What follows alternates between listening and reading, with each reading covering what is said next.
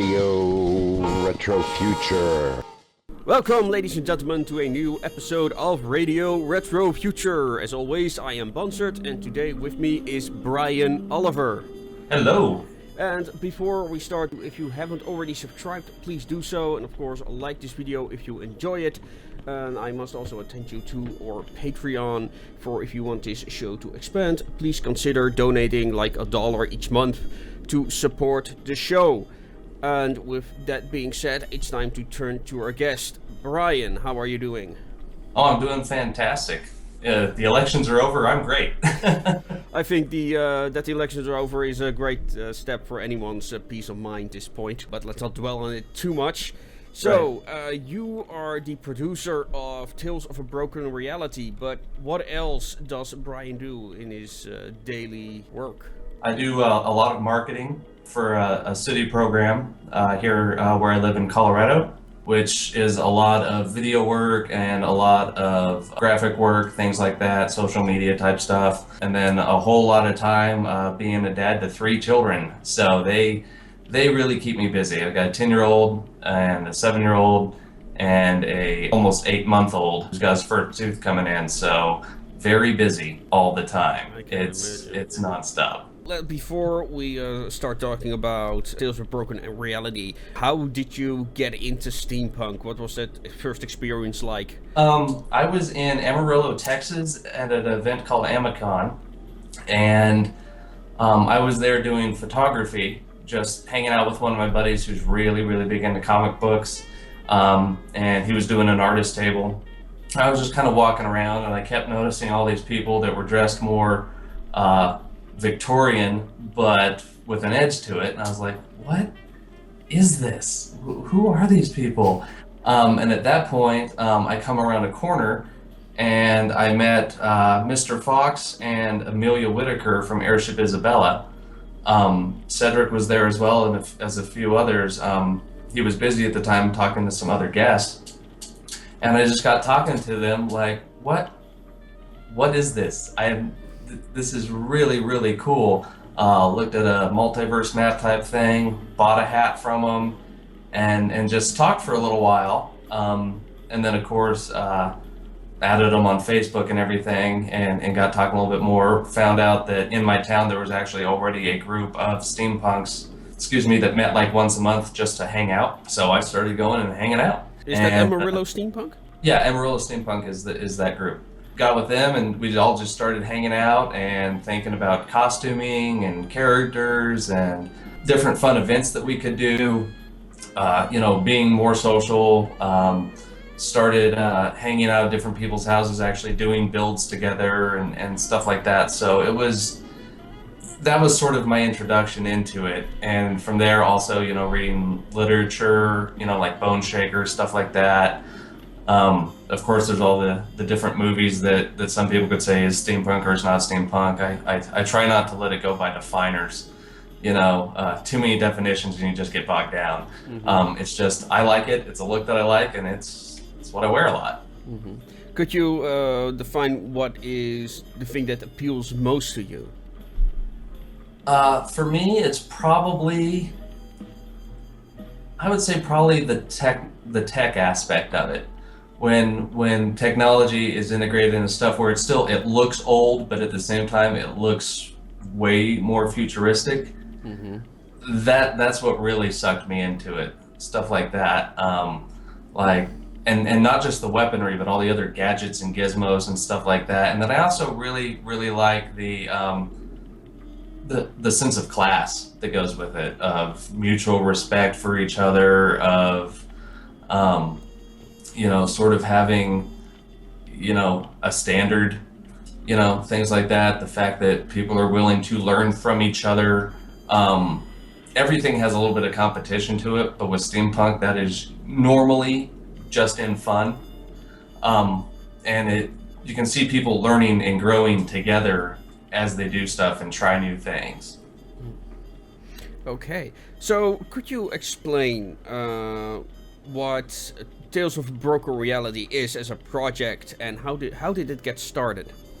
Okay, I'll start with how it got started. It was originally going to be one movie, and it was going to be 1 hour and a half long movie set in a steampunk world about this bad guy called the Tin Man and Airship Isabella coming up to stop him, as well as a few other characters involved.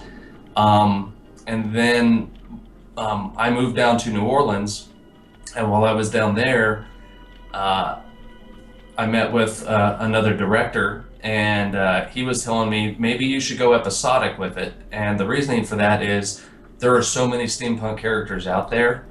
Trying to tell that story in an hour and a half and it be followable would be really hard. Right. Just way too many characters. So we decided, okay, we're going to chunk the first movie into half-hour to 40-minute segments, and that gives different characters more amounts of screen time.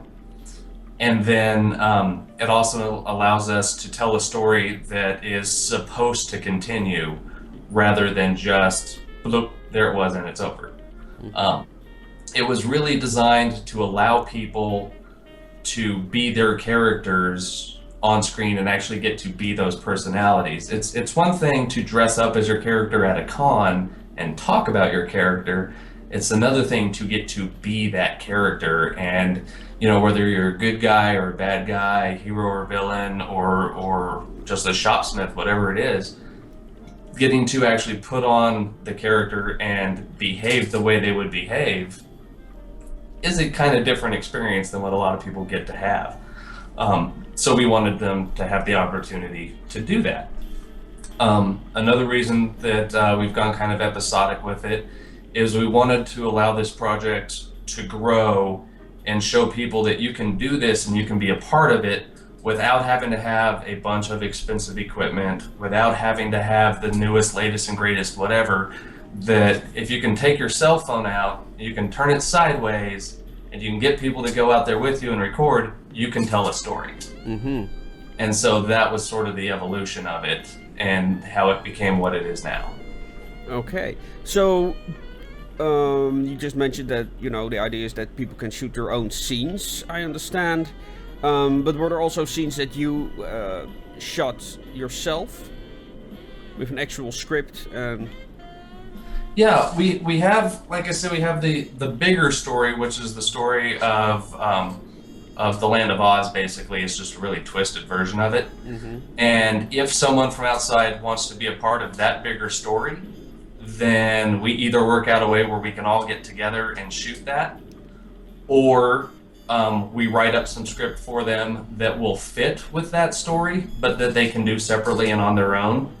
And if they're wanting to do just a story just about their group, but they still want to be a part of this project, then we write a script that basically it connects their characters and what they're going through with the overall story without them having to have a direct connection to the other characters. Right. The way that we solved that was at the end of the third episode, it sparks what's called a cataclysm that covers many worlds, and they're all affected differently. And we use that to be the linking factor for people from outside and how they want it to be related to the story. Yes. Yeah, because I noticed there are a lot of loose storylines. Like you've got a group of mercenaries. You've got Airship Isabella has their own storyline, I think. Then there was not the Order, but there was another faction, I think. Yeah, we've got the Order, the Renegades. You've got a group of scientists called the League of Gears. You've got, and at this point now, we've also got groups. We have this group called the Airship Wendigo that's in Connecticut. There's a couple groups that were doing some stuff for us down in New Mexico. And then we've also had a large number of people who've wanted to play a group that's called the Carnival. And they're basically also people from Oz that worked for the Tin Man. Right. And there were a lot of entertainment types, like there's a strongman, some clowns, freak show type people, and they're all villains. Those guys are all bad guys. They also convert people to their cause. It's that group, right? Right, yeah. The first season is the 3.5-hour films, I think. Mm-hmm. And the second season are all these 5-minute And you've got basically the narrator. What is his name again? His name is Latimer Hogwaller. And he plays the narrator. Where did you get him from? Because a lot of people like his character. Because he's also a great spokesperson. Yeah, the character Latimer, and I've been sworn to secrecy on his real name, but the character Latimer Hogwaller came about as he is a member of the Order. He came from a lot of live-action role-playing that happens down in Louisiana, and his character is very much a storyteller. We've used him for other events that we were doing as a person to get the information out there, because he speaks as the voice of Father, and Father is the big bad guy for the group called the Order, and he's basically the face of the Order. And he just does it in such a way that even though he's not a good guy, you just almost can't help but love him because he is so ridiculous. We were working on the first episode. We wanted some way to intro the story, and we were like, okay, this works. And we got a hold of him, and he agreed to do the show.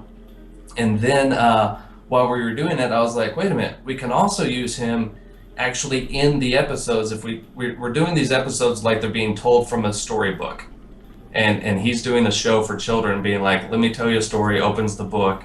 And so in the longer episodes, the beginning of new scenes, when there's some important dialogue that needs to be used to move the story forward a little bit, it starts off like a page from a picture book, as if though he's reading what's about to happen next, and then it cuts back to the action. So he's been a very valuable asset as far as the storytelling goes. Everyone really seems to love him. We have people who don't have a clue what steampunk actually is, who tune in and send messages and just be like, Uncle Latimer is amazing, and we don't care if the Order's the bad guys, they have Uncle Latimer, so we're with the Order, you know, right. And stuff like that. They just love him, and he's just so genuine, you know, and it's so rare to find someone who plays a character just so genuine simply because they enjoy doing it. You know, so he's really been a blessing. Yeah, does he work from a script, or does he do it improv? I give him a script, and then I wait to see what he actually comes up with a lot. There are times where I just say ad-lib here, or react to this, and he does. He just react to it? Okay, great. And he'll hit record, and he'll just go, and it's awesome. Can anyone participate in the storyline of Tales of Broken Reality? Yeah, we encourage them to join with us if they want to. We encourage people to, if they just want to tell their own story, grab a camera, don't care the quality, tell your story. If they want to be a part of this, because we already do have an audience that started and whatnot, then by all means, all they have to do is get a hold of us on Facebook. You know, it's real easy, Tales of a Broken Reality on Facebook. Send us a message. We'll basically, what we'll need to know is how many people, the name of the characters, and what kind of story they want to tell. And then one way or another, we will come up with a script. Once they get the job done, and this is the important part, it's once the job is done, once they do it, you know, then they'll get stuff like IMDb credit and things like that, because the project is recognized by IMDb. So, you know, that gives them some legitimate screen credit. But like I say, we wait until after the work is done, because we have had people be like, yeah, this sounds awesome. Oh, it's actual work. Oh, it takes effort. Yeah, of course, yeah. You know, so. But yeah, anyone from any country, you know, any state, if somebody wants to do this, we fully encourage them to get a hold of us and to tell a story. All right. And how many episodes have you already done that are ready for publishing on your channel? Let's see here. I believe I have, counting this coming Saturday, I have 3 more of the mini episodes to come up to post. That'll be a total of 9 so far. And I know that we have 4 more that are currently in production, not being done by me. Right. And I have one that I am shooting a week from Sunday. So we'll be around the 15, 16 mark as far as the shorter episodes go, which is a lot, but at the same time, they're so much shorter, you know?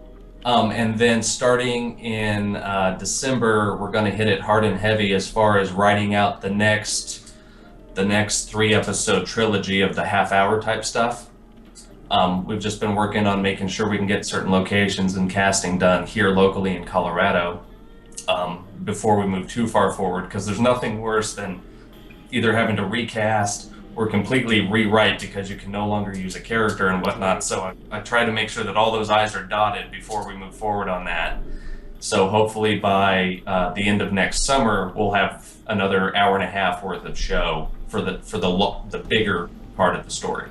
Okay. As for the main plot, was there a particular inspiration for that?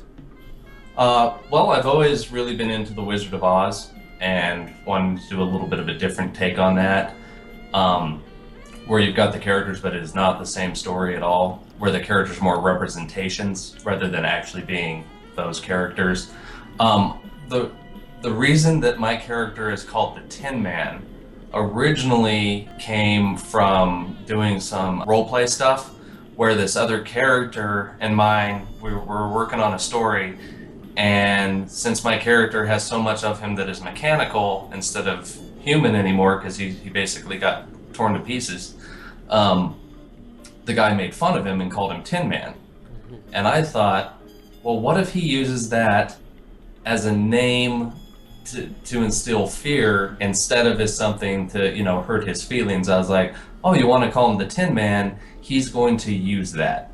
He's going to use that to build an idea of who he is, and also to kind of cloak himself, from people knowing who he actually is. And from there, it's just sort of snowballed as far as the story went, and Tin Man in relationship to Oz, and then other people being like, oh, well, my character has this, and then we started getting into, okay, well, we've developed this guy who's kind of a piece of crap. He's not a good guy at all, but his motives are not entirely dark. He's got a motivator to him. And for the first 3 episodes, his motivator was the fact that he and his sister were orphaned, and she gets killed. And his goal is to find a way to undo that. He thinks in his mind, if I can go back in time, or if I can alter reality and make it where that one event never happened, then I can make it where all of these other terrible events never happened. And he uses that to justify, well, if I can do that, well, there's these people trying to stop me, so I can kill them to get to what I want. And when I fix this, that will unkill them, so I didn't do anything wrong. Mm-hmm. Which is completely, flawed thinking, but that's how his mind works.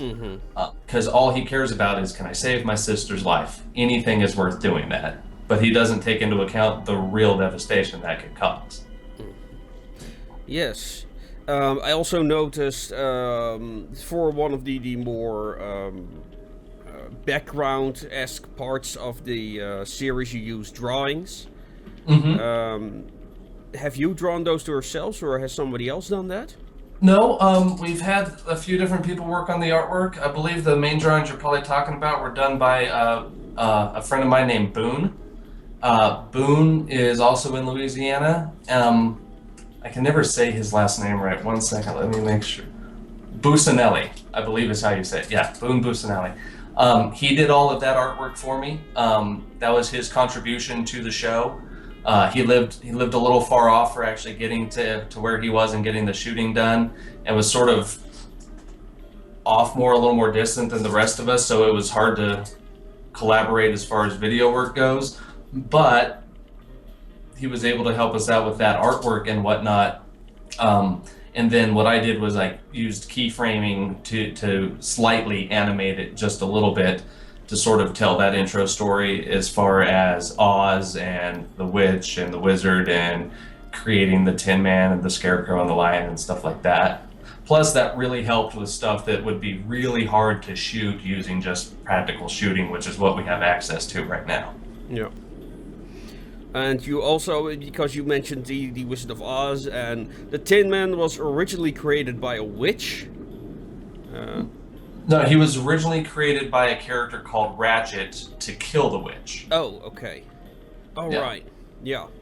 And one of there were three of them, I think. Yeah, we're calling them the Sentinels, but there's Tin Man, the Scarecrow, and the Lion. The Lion's name is Leon, because I'm not very creative that way. The Scarecrow's name is Thatch, and then there's Lumiere, the Tin Man. And the three of them, and you'll get to meet the other two later on. We're working on costuming and stuff like that. But the idea was that the wizard needed a way to protect Oz, and he found this character named Ratchet, and Ratchet agreed to make these beings for him to protect Oz. They've done their job, and now their job is over because the witch is dead. So it's sort of, what do they do now? They've been left to their own devices. They're not exactly known for making great decisions because they were created strictly to cause violence. So, yeah, and we'll delve more into that. You'll get to see this. The Scarecrow is going to be the next one you really get to see, and he's going to be a really unique character. He's a little bit more, how do I put it? Less on the technological side of things and more on the mystical, otherworldly kind of stuff. He's going to be a really unique, twisted character. And he's just sort of lost to his own devices, so to speak. Mm-hmm. And I think it's going to be pretty darn interesting once we get to know him a little bit. Okay. So you have planned everything in advance, so where you're gonna go till the final episode, or is it mostly again, give or take, a little bit of casting issues, but I have the general overall beginning, middle, and end planned out. Mm-hmm. It's just how we get to those stages. The beginning was basically what I call the Tin Man Chronicles, which was that first 3 episodes, and then the next 3 episodes that are bigger, of course, are going to focus on Scarecrow and bringing in the Lion. And then we're going to round it out, if things go as planned, with a 4th, longer final episode to round out the Oz story. And after we round out the Oz story, we're going to do something different. It's still taking place in the same universe, so to speak, but a completely different cast of characters, a completely, different path that's going on, a completely different set of problems. Mm-hmm. But the one locking thing is that we're still, if things go as planned, we'll still have Latimer being the storyteller. Okay. So, how many more episodes, in particular longer episodes, do you expect to make? As far as the longer ones, 4. Okay. And as far as immediately, other than that, I do not know. I like to try and set things on chunk, and then move forward from there, because a lot of that is also going to depend on things with my children and real life work and stuff like that. So I'm trying to focus on get the next 4 done, make sure I've told the full story, wrapped it up in a nice little bow, and then see where we're at. Okay. Let's see. Are there any other topics regarding Tales of a Broken Reality you want to discuss? Well, one of them that I think people, when you watch something, people love to critique things, especially online. Mm-hmm. Whether it's giving it major props, tearing it down, all of that kind of stuff. One of the things that I've really enjoyed about doing this project is watching those people who are participating realizing the effort that actually goes into something like this. Mm-hmm. Realizing that, you may watch something for half an hour and be like, okay, that was a couple minutes, and then going, wow, this was months and months of actual work. This was days out in nature being cold and miserable or hot and melting or what, and costuming problems and wardrobe malfunctions and dealing with trying to make stuff work, mechanical issues sometimes, realizing that there is a lot that goes into it, even for just a cheesy web series like what we're doing. it is a ton of work, and we are all doing this just on a volunteer basis. You know, it has all just been, do you want to do this? Awesome, let's do this. I'm not making any money, they're not making any money, nothing's, you know, for sale. It's just, this is fun, and we do it because we love it, and it's a passion. But at the same time, it is work, you know. So it is really cool seeing that. It's also really cool seeing the way when different people join in on the project, the way the project evolves from there, because everyone has their own different talents that they bring in. So it really has grown and changed so much from where it started, you know, especially because it was originally supposed to be one movie, you know. And now that I have people sending me work from all kinds of different states and everything, and different people directing different episodes, each of the minis has a completely different feel than other ones. Some of them are really lighthearted and they're just funny. The one we're going to be releasing this weekend, coming up on Saturday, is quite a bit darker. It's a rougher one to watch. It's still short. It's still got that corniness factor to it, but at the same time, it's like, oh, that's gonna hurt. Like it's kind of got that edge to it. So I've really enjoyed, and I really encourage people who want to do these things to do them, because we need that variety. We need those different viewpoints. We need the different perspectives on how to get it done. We need the cheesiness factor. We need that dark, serious factor. We need all of that stuff working together to make a good project, you know. There's going to be, you know, episodes that are better than other episodes. That happens. That's part of it, you know. Yeah. Just like with any sequel, you've got one good movie and then two others that you're not sure. Maybe they were good, maybe they weren't. Depends, you know. And with some of the minis, we've got some that people have raved about and been like, oh my gosh, that was awesome, that was so cool, that was neat. And other ones being like, yeah, you kind of missed the mark on that, and that's part of it. The one other thing that I would like to talk about, if I can, is the music and how awesome of an experience that has been. Victor Sierra has done the opening theme, right? Yes, they are our theme music. Yesterday's Tomorrow is the song.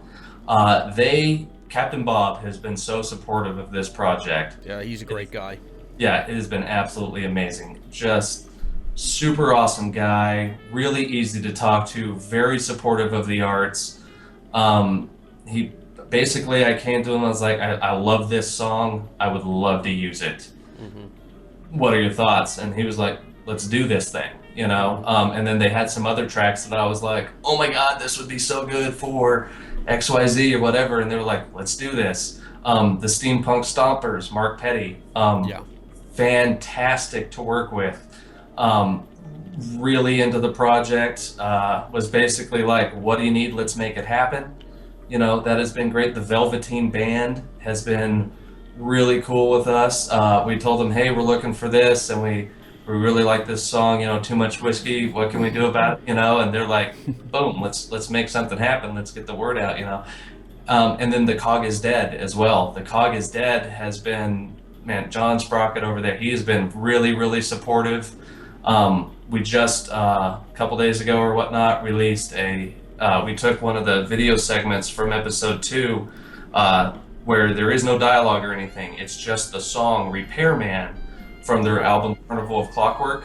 And so we also made that its own little separate video. Yeah, I saw. To link people over and let them see some more of John's work and stuff like that.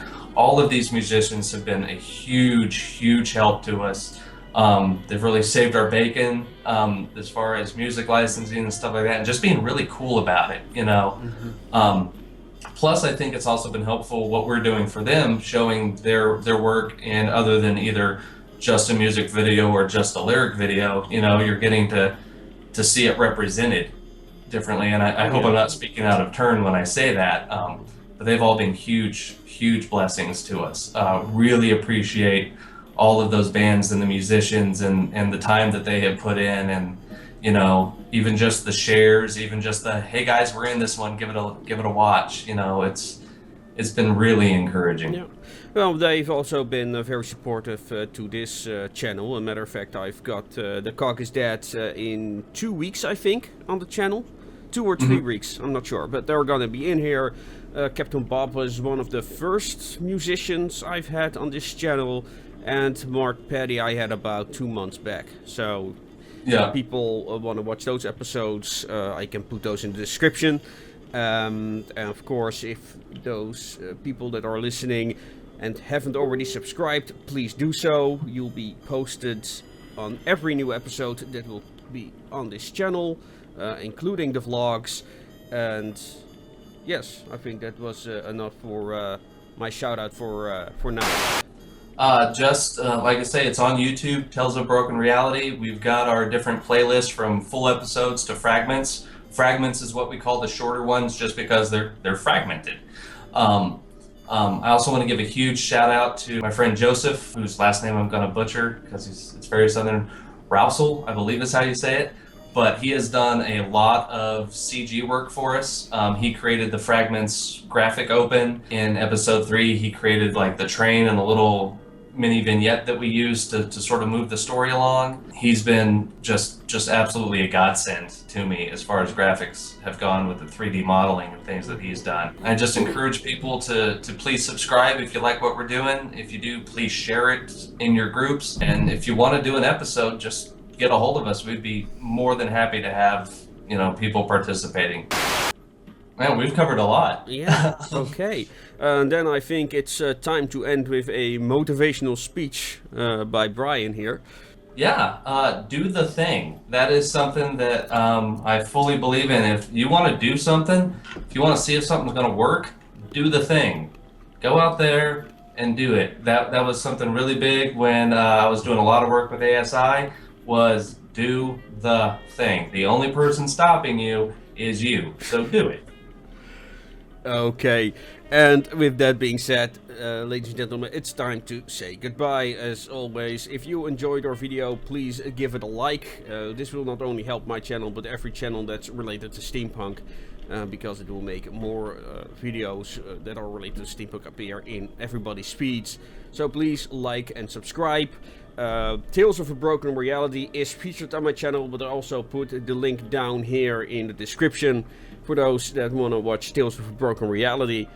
Yeah, and with that being said, I'm gonna bid you all adieu, and as always, make it your way.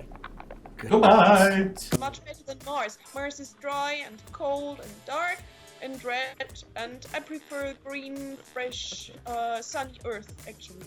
For steampunk, for example, future is one of the greatest inspirations. It's funny how something that hasn't happened yet can inspire such huge and massive creativity.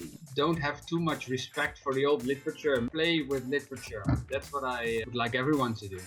Get your stuff done. Get your stuff done. They're waiting on you. Do it all once more. Watch me.